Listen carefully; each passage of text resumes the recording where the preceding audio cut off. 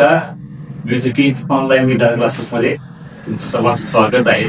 तर last time आपण काय बघितलं तर 6-4 किंवा 5-3 आपण हे तारमान छेडवलो. आता काय करायचं आहे, त्याच्या पुढं जोडत जायचं आहे स्टेप. पण आतापर्यंत जे सगळं केलेलं आहे ते तुम्ही प्रॅक्टिस केला तर तुमचं ते जमणार आहे.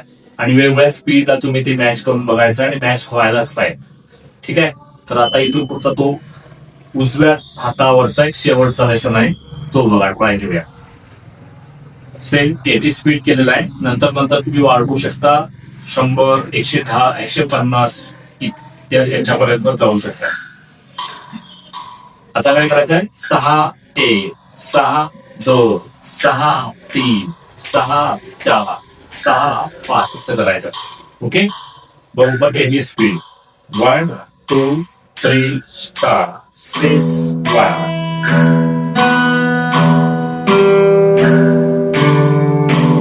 Nice.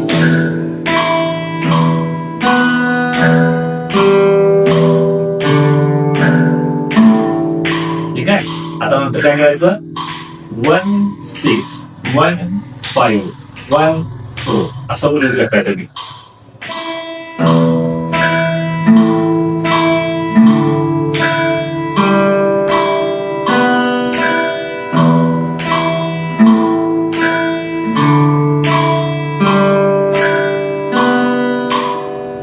हे प्रॅक्टिस करा. याचं स्पीड वाढवायचं आहे. 150 पर केलं पाहिजे आणि बरोबर मॅच झालं पाहिजे. मागं पुढं अजिबात करायचं नाही. हा एकदा तुमचा उजवा सेट झाला मग हे डाव्याकडे येणार आहोत. आता पुढचं सेशन हे डाव्यातच असणार आहे. याच्यापेक्षा महत्वाच्या इथून पुढे स्टेप्स हळूहळू चालू होणार आहे. तर नक्की याच्या पाठीमागचे जे व्हिडिओ आहेत म्युझिक टीज मध्ये जे तुम्ही बघताय तर ते फॉलो करा, व्यवस्थित प्रॅक्टिस करा. रोज किमान दिवसातून 2 ते 3 टाइम तर हे तुमच्या हातामध्ये गिटार आलं पाहिजे.